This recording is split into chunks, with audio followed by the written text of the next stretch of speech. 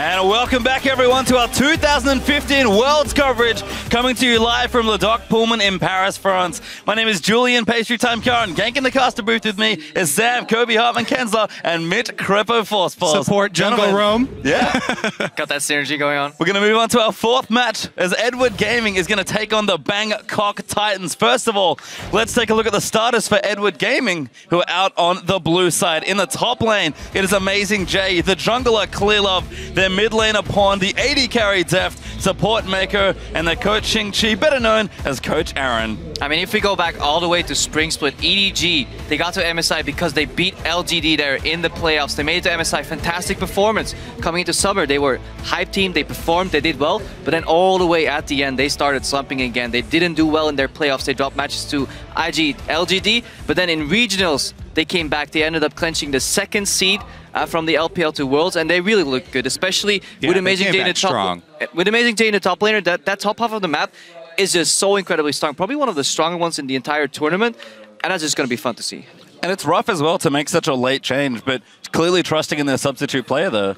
Yeah, they have both Koro here and AmazingJ, different playstyles. Koro obviously brings to the field a more teleport-oriented playstyle, people would say. Obviously, he can play all the champions too. It's not like he's a bad player or anything. But AmazingJ, yeah, with those carries coming out in the later patches, the Juggernauts, you know, more aggression coming out of him. ClearLove and him working well together, duo jungling at the starts, then ganking for him, just getting him ahead. And then meanwhile in the bot lane, people just playing passive, farming it up. But once those team fights start, they're so strong. I think a lot of it does have to do also, there were a lot of rumors going around, you know, was Koro sick? He missed out some practice time. This is a patch where you have to be practicing as much as you can to come in because, as we've seen already, the champion select gets crazy. Certainly does, and AmazingJ can do crazy, but let's have a look at the red side of the rift now. It's the international wildcard and the first team ever to represent Thailand at Worlds. They also had the honor of beating Oceania as the Chiefs. It is the GPL's Bangkok Titans in the top lane. Their captain WarL0cK, 007X, the jungler, star mid laner G4, AD carry and support Lloyd and Moss, and Coach Cabbage rounding out support. Yeah, these guys also earlier this year, you know, the GPL was split with a lot of talent going to the LMS.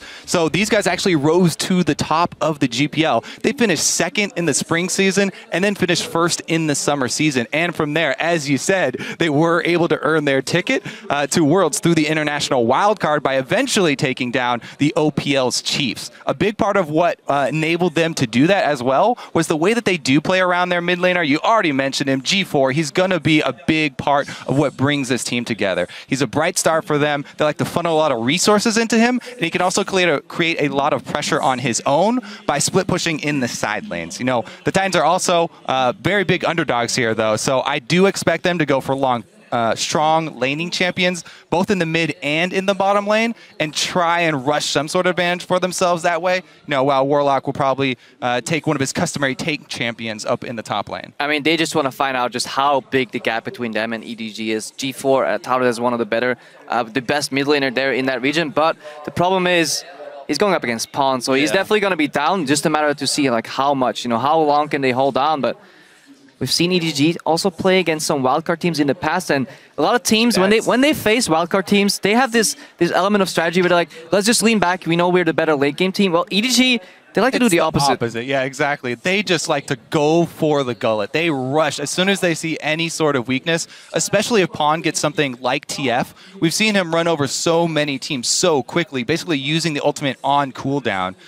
You know, one example would be at MSI versus Besiktas.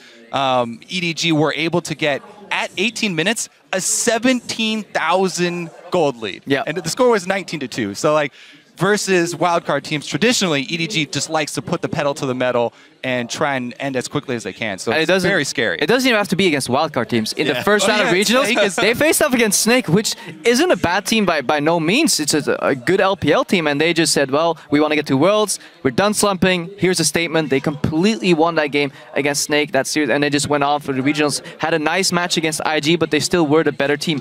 Overall, got that second seed. That's why they got here. And I'm just curious to see how much they still progress from that. You know, is EDG playing like perfect right now? Where are they in the state? How well have they adapted to these new picks and bans? Because they've already brought out some of them, but you know, still I gotta see the Darius. You know, Mordekaiser. Is it gonna come out? Yeah, I'm really excited for the pick and bans. Just because of what we already saw earlier today, but also because even, you know, watching the Bangkok Titans, they pull out a lot of champions that even people previously, when the meta was fairly settled, were not using that much. You know, they have all kinds of things like the Udyr, Mundo was used, Sejuani, all these different champions that they pull out not only in the top lane, but also in the jungle there. And G4 has said that he's also not afraid of picking counter-pick weird champions in the mid lane, those melees like all EDG J4 and stuff like that. So they as well can come out with some surprising choices. You really can, and that's the thing about G4. Zed, Diana, these picks we're starting to see a little bit more of. G4 was doing that before they were back in the metagame. He just loves to play his comfort picks. Even pulled out Yasuo as a surprise pick to take out the Chiefs in the wildcard tournament. So G4's got a lot of tricks up his sleeve. Yeah, maybe not quite as much success with the Varus, but... No, unfortunately. I'm just so happy to see the mid lane shift away from just Azir and Victor. And even though that's what we said at the analyst at the start show, guys, Azir and Victor, they're gone. What happens the first match? Azir versus Victor. But overall, we see a lot more champion diversity, playstyle diversity. You can go for assassins, you can go for control mages. You can build so many more team comps right now. It's not set in stone, especially if you enter into normal lanes and the whole game gets just new dynamic. We haven't even seen Mordekaiser yet. It's just so exciting. And the first 2-3 days, I think, from Worlds, we're going to learn a lot of how these teams have been scrimming behind the scenes, in the dark. This is the first time in very long amount of time that these teams have way more information than the public. Usually we track, you know, week to week, LCS, what have they been playing, what is going to come out. I've been prying into as many pros as I possibly can to try and get some insight, but they're being pretty tight-lipped. Yeah. But that makes sense. It's a very big tournament here, as we do have a quick delay, but it shouldn't be too much longer before we're into the champion select for this game.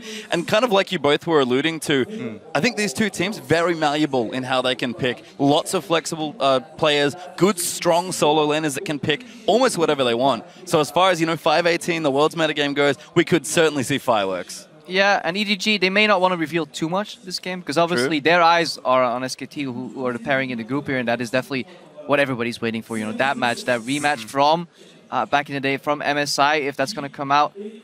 SKT did a little good, but they dropped about a tiny bit, you could say, against HJK. A few times. Meanwhile, you know, on Bangkok Titans side, they don't have much to lose because they're such big underdogs. You know, whatever they are able to accomplish here would be something big. So they don't have to worry about playing really safe. They can go for a risky level 1. They can go all out on some sort of invade to try and earn an advantage that way, and then try and snowball for the early game. So I do expect the beginning of this game to be filled with blood. Yeah, this is what we usually see once these wildcard teams make it to Worlds. They just... yeah, they need to snowball, because later in the game, EDG has so much experience when it comes to closing out the games and just even coming back from a small deficit. So you really want to create a large deficit somehow. It's going to be rough, but yeah, every game has to be played in the end. It does, and I like your point about not playing not to lose, because that's honestly how the Bangkok Titans play anyway. Yeah. Very chaotic, very just all over the place, but they always bring it together, like you guys have mentioned, as a team when they need to collapse on that one big moment. I do enjoy watching these teams that that prefer the high tempo style. Yeah. Especially when it's more exciting. Yeah, when we're going to get matchups like this. No, I prefer the 50-minute laning phase, well, you know, that nobody does anything except watch people farm. Oh, so you're ready for the Korean quarterfinals then, And on the other side as well, EDG, they're a team that likes to send a message. So you'd think, you know, you're a favorite team in the group. EDG, one of the strongest, if not the strongest team in this group.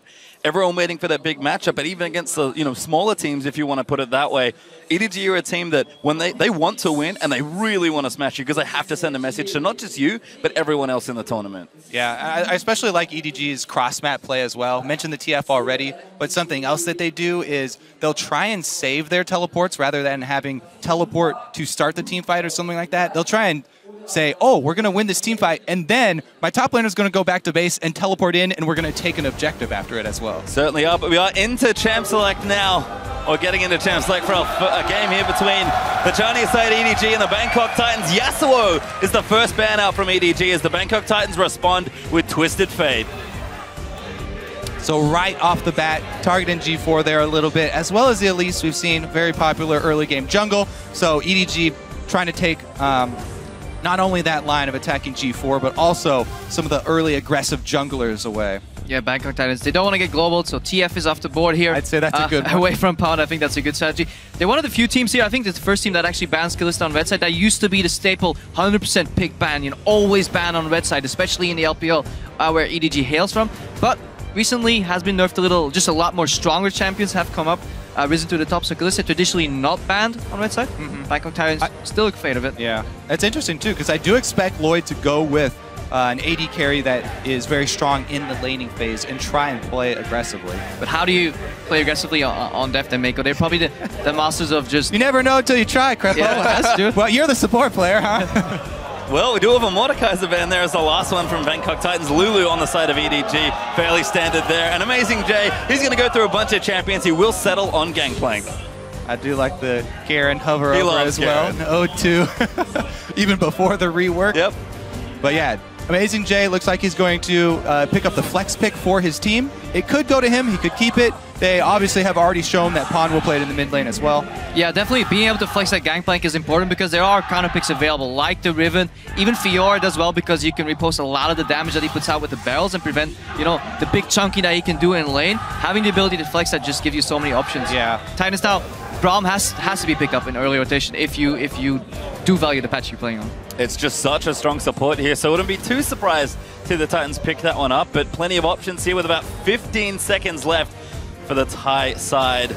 Running out of time though, and you know, like you mentioned, EDG already have a strong first pick, and they are going to go Rek'Sai Braum as their next two. Yeah, 007, good versatile jungler here. He also has been able to use Rek'Sai very effectively for early game pressure, not only going for ganks, but as well setting up some good counter ganks. So definitely paying attention to his minion waves for his early laners. And you also just don't give away much information on this first run. Exactly. Very generic. Jungle plus Braum is one of the most generic openings you can do on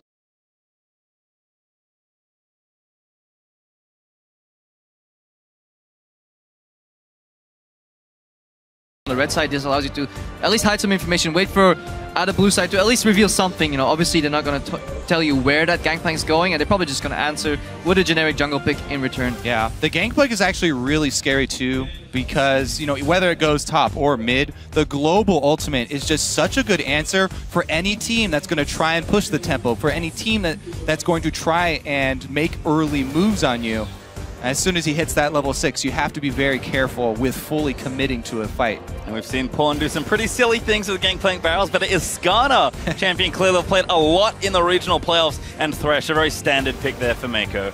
Yeah, huge playmaking champion there for meiko picked up, and ClearLove's already shown once again he's taken up the Skarner. So since then, he's got a couple balance changes, but see how it works out this time. Definitely does have that single target to lock down. It's always a good champion when you know you're playing against a team that has a really big star player where they focus a lot of resources into one person. Yeah, even if he does get ahead, he's still forced to buy that QSS, you know, slowing his build down, not allowing him to carry. meiko here locking in the Thresh. He's mostly known, if you don't really know, meiko for Braum, for Annie, obviously also for Thresh. He can pretty much play anything at a consistently high level, very consistent support. The same way, Deft is just a very consistent laner. That's what they want to do. They rarely go for the flashy, you know, all-in type of plays that you can maybe expect out of Imp, you know, going for the crazy kill. But Deft, if he farms up slightly even, he's technically ahead because he will just out-teamfight you. Certainly is, as Maokai Vayne were the picks for Bangkok Titans, and Deft hovering a pick. He's apparently been playing quite a lot in his solo queue boot camping, but we'll see what EDG want to select with 40 seconds to make their last two picks. Yeah, the previous round there for Bangkok Titans, not really a surprise.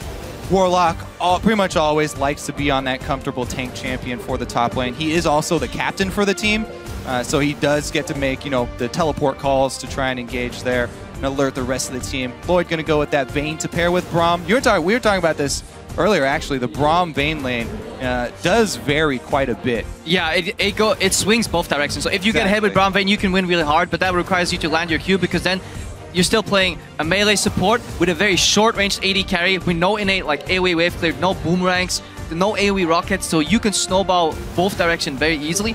Whereas if you look at here, Deft and meiko, what they pick up, very defensive support that can play at range. Most of the supports that can play at very high range in teamfights can actually go for an early Zeke's. Combine that with 2-item Jinx. Those are AoE 100% crit rockets in teamfights after you focus down the tank. And then you have Darius to clean up. Just so much damage. Plus, I love the Thresh Skarner combo. Once they hit 6, both around the similar time, you get the Lantern in for an immediate Skarner ulti on the Vayne, and you're just you're not unlucky is, I guess, the term that you guys like to use. That's the ear term, unlucky. But if you look at the team comp here for EDG, first thing you see is so much physical damage, and usually That is a worrying trend. But overall here, those AoE crit rockets you can get from Zeke, that allows you to just do so much damage that armor doesn't really matter. You have armor penetration passively on that Gangplank barrels as well. Slightly nerfed right now, 40% just, but overall, there should still be plenty of damage on the side of EDG. Yeah, there is that. That definitely does clear up the build path for WarL0cK, though. Yeah, frozen hard boys. He knows. Yeah, he knows exactly what he's going to do with this Maokai. And I mean, it's a very typical comp from both teams, honestly. Deft on a champion he was once undefeated on until the team started slumping just a bit in the LPL. And Zed, of course, the insta-lock coming out for G4 makes a lot of sense. I'm just a little worried here for the Bangkok Titans. Yeah. They can fall behind in damage relatively easy. Like, they can fall behind super quickly. They only have Vayne and Zed as carries in these fights. That's going to require some really good positioning when you're going ahead against the zone from Darius, the zone from a Gangplank, and you have to get to that Jinx somehow. Kill them all with only 2 threats. That's going to be incredibly hard. It is definitely going to be scary for them. But as you said, G4, this is basically his favorite champion. The iconic G4 champion is going to be on the Zed. Maybe they'll be able to get to the split pushing. And with the picks locked in, head over to Twitter and let us know how you think this game will go. Tweet at LOL Esports with the hashtag EDG win or hashtag BKT win, and we'll tally up the votes in just a bit. And it looks like we are going to be getting ourselves onto the Rift as Z2's teams take to the World Championship stage for the first time here in Paris. EDG over on the left, your blue side for this game, and the Bangkok Titans, a wildcard team, over on the red side. All right, let's see how quickly they get out to start and capture these spires for ClearLove. Yeah, a little mini game added on as Skarner got into the game. You can start on the ones in the river and collect them immediately and still get back to a normal jungle start. They're not proccable until like 1 minute, 1:15, right? Yeah. Takes a while. You can easily finish the channel, though, and get back in time. We'll see if Bangkok Titans try and contest them. the minion objectives first. Oh, Deft.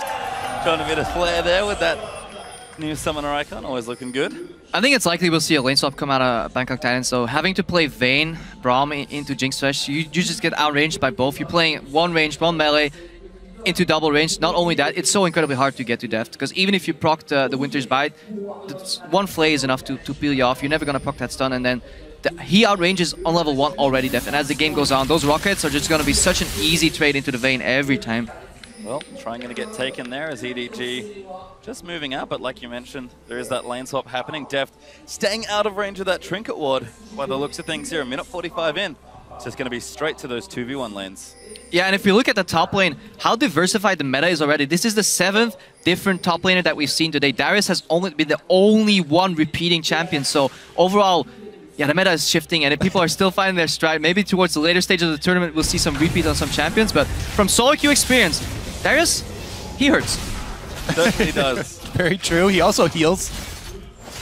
All right, so meiko and Deft going to actually take the blue buff themselves here. Started out, so a double blue buff start. Bangkok Titans, it looks like they are 100% going to get 3 buffed here. Yeah, they lane swap, but what they did is they only secured 1 quadrant of their jungle. I know you love talking about those quadrants, Kobe.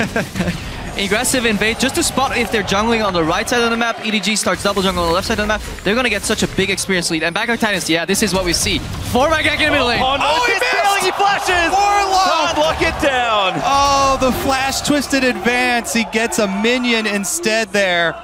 25 gold?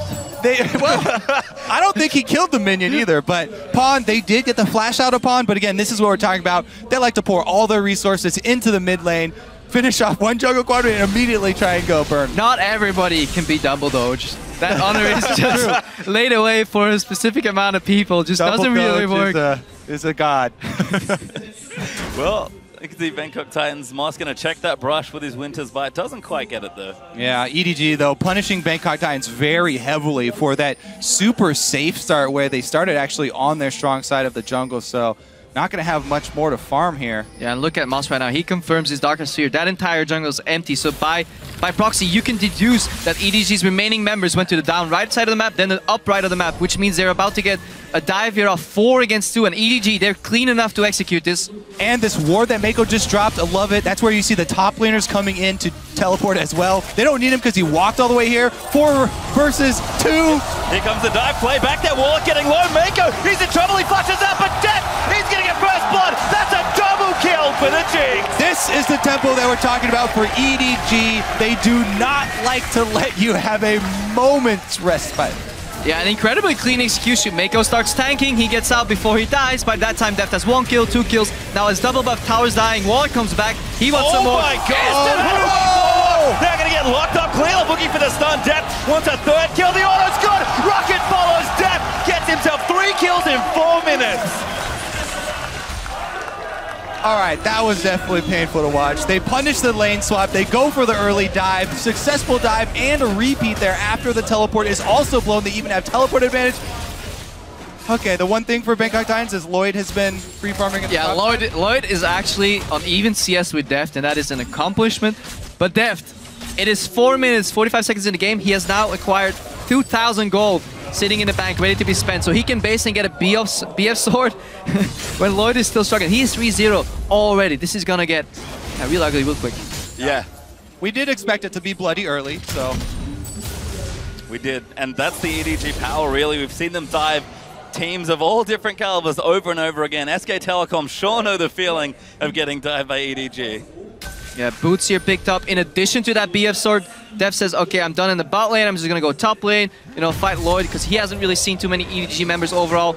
AmazingJ ahead of WarL0cK in, yeah, not in farm, but 2 levels up, I think, in XP overall. So EDG, yeah, completely in control already. And teams should take note. Yes, this is, you know, a massive lead for EDG, and they're huge favorites to win this. However, EDG being able to finish out when they get leads this big is something that you need to pay attention to. Immediate pickup on pink wards here, immediately looking for deep vision. They're trying to cut off any sort of resources from Bangkok Titans. Deft can now aggressively trade with that red buff and those rockets, and immediately, as you said, you know, how do you snowball an advantage? You pair your jungler with your support. You aggressively move in, you find the enemy jungler. Once he's out, you can't even gank anymore because you know exactly where he is. And PawN, even though he got ganked early, he had to blow his flash, he's now completely controlling the pace in the mid lane against G4. So Bangkok Titans, they're crumbling left, right, and center already. And he's just hit 6 there as well, so ultimate going to be available for the next bit of EDG aggression. meiko is going to move his way towards the mid, but does go for the recalls. AmazingJ happily 1v1 in the bottom side as Deft is mowing through this turret.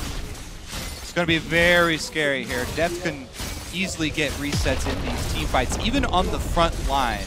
No matter how much money WarL0cK pours into armor, Deft is just so far ahead. It's a really unfortunate feeling as a tank when you're you know you have a clear path, and yet you just can't get enough money off of the map to even take a couple rockets from Jinx. Also, if that lane ever matches up 1v1, Vayne against Jinx gets incredibly hard. The worst part of that matchup is BF plus pickaxe against Cutlass. If you ever find yourself in that situation, you rarely do, because the way the game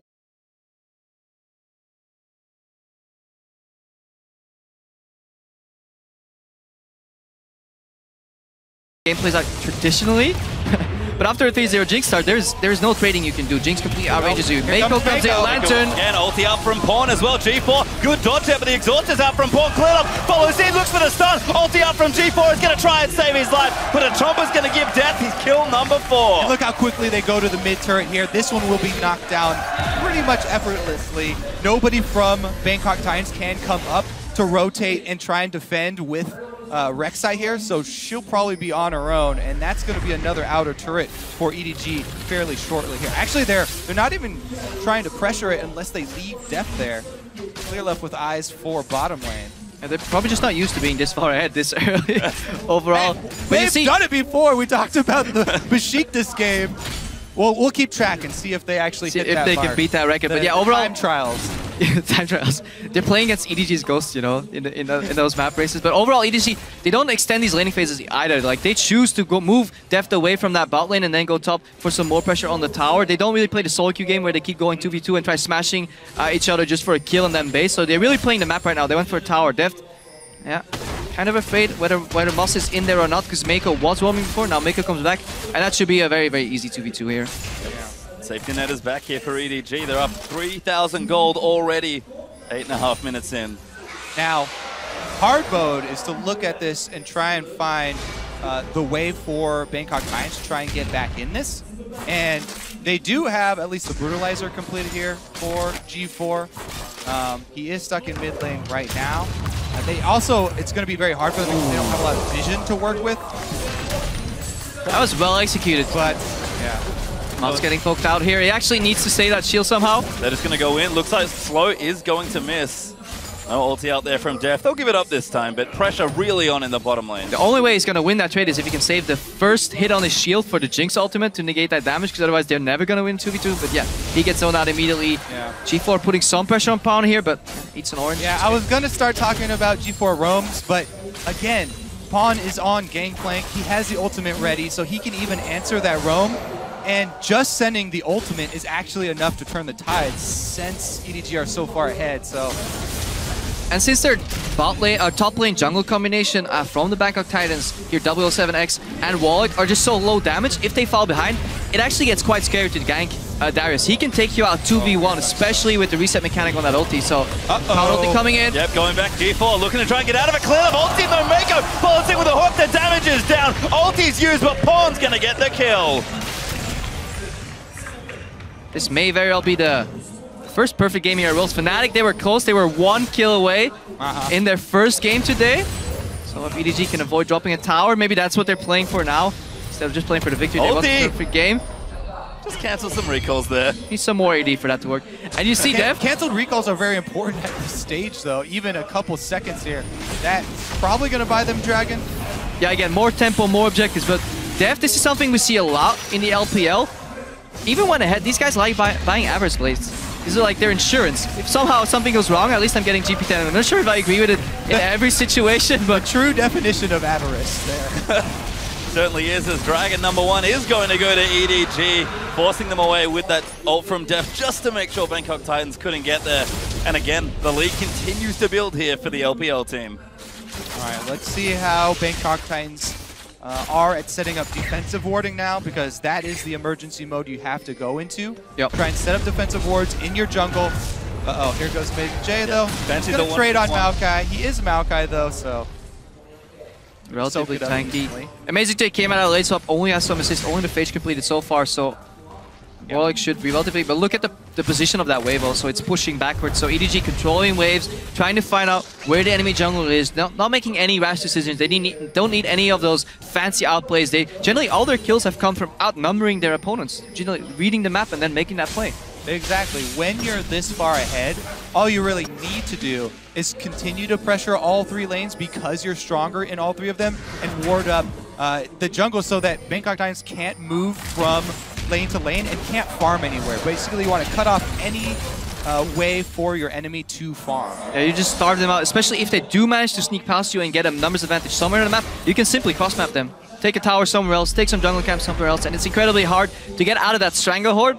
Once it's in that position, once it's being executed, it's almost too late to come back. This is why we saw, early Season 3, Split Push was so popular because teams couldn't deal with it. Just like Lloyd may not be able to deal with this hook. Going in, Lloyd actually has to pop his ulti. Moss and WL7X will get in. Meiko, maybe the target is ClearLove, does get stunned by the Braum passive Deft. He's in there, he's going to pop the ulti in melee range. PawN, first kill onto Lloyd, but G4's going to come out. WL7X is low. He'll die as Deft. He's going to flash his way out, but can they get that kill? G4 will land the shutdown, but the dunks going to give Darius the double. They killed Deft. They deny the perfect game.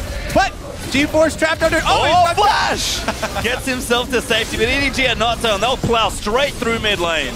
Yeah, G4 gets that kill, prevents himself from becoming G04, gets at least 1 kill. Perfect game denied.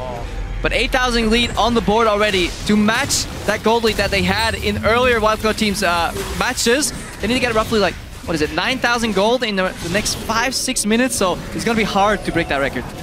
The time trial is on, is what Crippo is saying, as EDG will back off. Going to spend some more of that money. You can see their items are massive already. Deft close to the Infinity Edge. Side turns completed for both support and jungle, as we have a replay. All right, so meiko drops the ward, has sight, lands the hook and play combo. And here comes the entire party. What a good Gangplank ultimate as well, cutting off the retreat there. Yeah, look at Deft, though, into the middle of the fight. Because it forces Lloyd forward. Deft knows if he gets a reset and some damage, they're going to win this fight regardless. He doesn't have to survive this fight for it to be a big win for EDG. And look at the damage that are still alive. Even if Deft falls, we still have a Darius, with the ulti. We have PawN on the Gangplank that can even win 1v2s later on with those barrels. So there's so much depth coming out. Yeah, at that point, they're just looking for more people to commit to the fight. Yeah. And Black Cleaver done for Darius. Trinity Force done there, so that damage certainly online now for Edward Gaming. And that's the way you really play that Darius. Early armor penetration from the Black Cleaver, and then you just go tanky. You get Dead Man's Blade, and you basically become unkillable in addition to having very high base damage on your abilities, and armor shred on top of that. It becomes, yeah, such a hard task to deal with. You just have to kite him. That's all you can do. All you can try. And the armor shred is even just like icing on the cake for Darius. Like, Black Cleaver is the one-stop shop to best item that you can rush for him. The movement speed for all the bleed damage that keeps ticking, and it has health, it has cooldown reduction. If you buy one now. If there were more versions of it, yeah. There like, give me one. Well, tower does fall in the bottom side as EDG knocked down 5 of Bangkok Titans turrets. 8-1 up in kills, continuing to spiral ahead in gold. Almost 10k ahead as WarL0cK he's found AmazingJ, but AmazingJ will stand and fight. PawN's going to help him out. The ulti's good. Looking for the dunk. Apprehend. Does find and he gets the kill. 1v2. And this is exactly what we feared. Hang on. Moss is getting caught again. Hooked up there by Skarner. PawN's going to ride in, and that's another killer's death. Barely misses the secure. And this is exactly what we feared in Champs. Like, yes, they have a lot of tanks against a one-dimensional team composition, but they can run out of damage if they fall behind, and they were so prone to falling behind, especially after that missed 4-man gank in the mid lane on PawN. Yeah, you can know that the smart decision is to just buy armor, and you can know your path all you want, but if you don't have any money to spend on armor, then it doesn't matter. He's only got Ninja Tabby. That is literally all he has. He wishes he had a Frozen Heart, and this is the danger. Ganking a Darius 1v2 is already tricky. Having PawN's global ulti come out on top of that is just, yeah, that's adding insult to injury overall, and Bangkok Titans in an incredibly tough position right now, over 10,000 gold behind, and it's only 15 minutes in. But it was to be expected. They're going out against a powerhouse coming out of LPL region. You know, many people would have rated them the best team in China if it wasn't for LGD's rise at the end and EDG's minor slump, or decent slump at the end of the season. And EDG on track for fastest game ever. I believe their record is 20 minutes and 14 seconds against Royal Never Give Up in the LPL. So those time trials we talked about could also be here as ClearLove's going to face check Moss. Deft firing away with his IE now, and Moss has to pop the shield up and run away. Yeah, bold move to venture out into the jungle here, and it looks like they do get snared.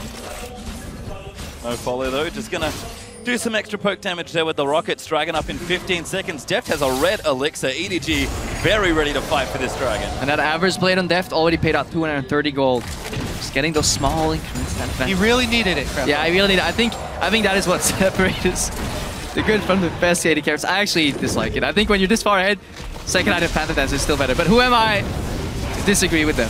Well, EDG are going to start up this dragon, and it looks like Bangkok Titans are just going to try and collect some farm. Difficult to challenge here, maybe even impossible, as they will pick it up, and this game is only getting further and further out of reach. Alright, let's see how EDG try and close the loose here. Again, they've just constantly been keeping up the deep vision. Now they're going to try and keep... Uh-oh. Nice little PawN does get caught, though. Yeah, G4 coming in. The exhaust is down. He's going to ride the lantern out to safety. Ulti will proc, but it's not enough damage. And that GP ult almost kills him. What Deft? Going to snipe him off with the rocket.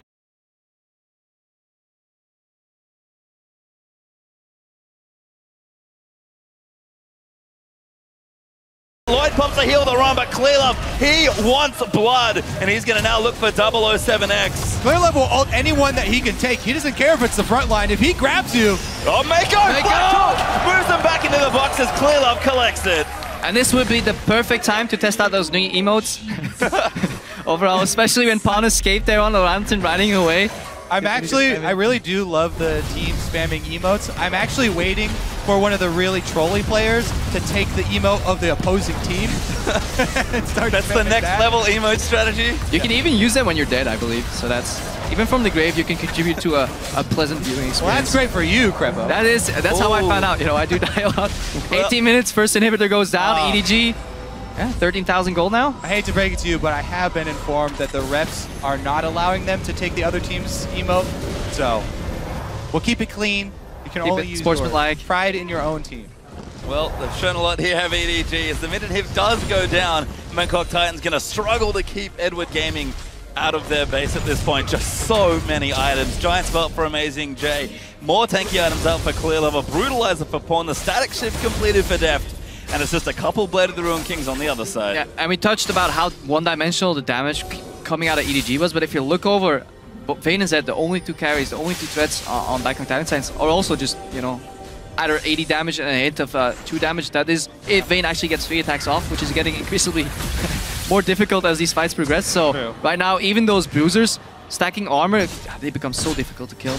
Yeah, and you already touched on the armor shred from Darius. Gangplank has his own built-in armor shred as well, so Jinx doesn't care because she has like a full item up on anybody else in the game. The play, he'll land the hook though. ClearLove gonna follow in. PawN's ulti sets it up as Deft snipes it with his zap. High accuracy this game from meiko on the death sentences so far.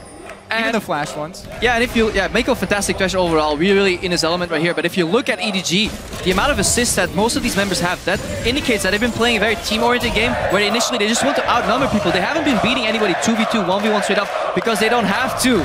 Crowd is a big meiko fan here, chanting his name, always fun to be. Well deserved. A high kill participation on most members here. Finally, ClearLove finds G4. Trouble now as Deft just kills him before the ulti can even pop. EDG now going to funnel into that base, look for more kills, but they'll be more than happy to take another inhibitor. All right, inhibitor number 2 down. They're going to go for Nexus turrets next. And Deft is just looking to end the game. We talked about it, 20 minutes 14, I believe, so they might be on the clock here to try and race it. Don't know if they can do it with the Bangkok Titans. They're going to try and keep it in. The ulti's out. Good block there from Moss. And you can see the pings on Baron. EDG, they do love themselves an early Baron. Yeah, look at those pink wards. 5 pink wards, 1 in each corner. It's like a pentagram. Yeah, complete vision control. And yes, okay, EDG is super far ahead, so, you know, so those pink wards aren't as impressive, but if you're gonna follow EDG throughout the entire tournament, hang on, surrender. Yeah, and that's the surrender for Bangkok Titans. The Baron could not be completed as EDG in style take their first game here in Paris. Yep, well deserved. meiko with some big plays from the very beginning of the game, actually, outplaying a lot of the lane swap and continuing into the jungle, keeping up the pressure that we were looking for. Yeah, I just love the level 1 strategy here. It almost had no downfall, even if they found, you know, if meiko and Deft found the opposing top lane jungle duo jungling, then it could still be an even game from then onwards. But if it works out the way they did, Bangkok Titans, they wanted the lane swap so badly that they forgot to think about jungle quadrants at all. They just started on one side of the map. They got completely 3-buffed, 3-quadrant jungled almost. So that was so hard to come back from. And the Bangkok Titans, they knew what they were up against. That's why they kind of went for this super risky, everybody go mid, we're going to try and flash Twisted Advance to make something happen. And it hit him stumbled. Yeah. Well, the 4-man gank in mid lane's a very common occurrence in the LPL as well. PawN more than prepared as he dodges that, and EDG vault ahead to a very quick win here in Paris. You can see the crowd applauding, cheering for the team as they'll take one of their first battles here at the tournament. And just a smart, calculated approach to the game. Outnumber your opponents, clean dives. That dive, that was textbook. meiko taking the aggro, everybody getting a kill, nobody dying in the process. The first death was only Deft after Lloyd was zoned into the fight, and at that point, if he dies, if he gets 2 kills, that fight is 100% guaranteed to EDG. The game is guaranteed. It doesn't matter that you give up your life there. So overall, just clean textbook play, very high kill participation across the board, so working as a team. And if there's one way to describe EDG, I think it has to be efficient. Very clean dives, very strong strategy, just always know where to go and what to do. And to touch on that pink ward point that we were talking about earlier, how the vision spread out, they're actually masters of using Fog of War to their advantage to bait. Sadly enough, it wasn't needed this game. They really need to bait because they had their pick of the litter. meiko could choose any target, hook it in, ClearLove. It's going to be a long group stage. There'll be more. Yeah, I really hope to see that. If you ever see EDG fall behind, pink ward in the brush, Skarner, flash over ulti, that's something they did against IG. So that is hopefully a play we'll see again from EDG. And I think, again, really just showing same form that they did from regionals. Very similar picks. ClearLove back on the Skarner. AmazingJ, the new player, if you will, but of course, just on the Darius. Yep. All right. So good lane, good tower dive by them, and they were able to clean it up. Very clean there. But let's check out how Group C stands after one game here for each team. We'll have a check-in with the standings. It is the favorites, as expected. 1-0 up a piece. SK Telecom and EDG hold 1 win here in Group C. And that's what we expected. I mean, everybody coming into the day expected H2K to lose to SKT and obviously the Bangkok Titans to drop a game here against EDG. Interesting game.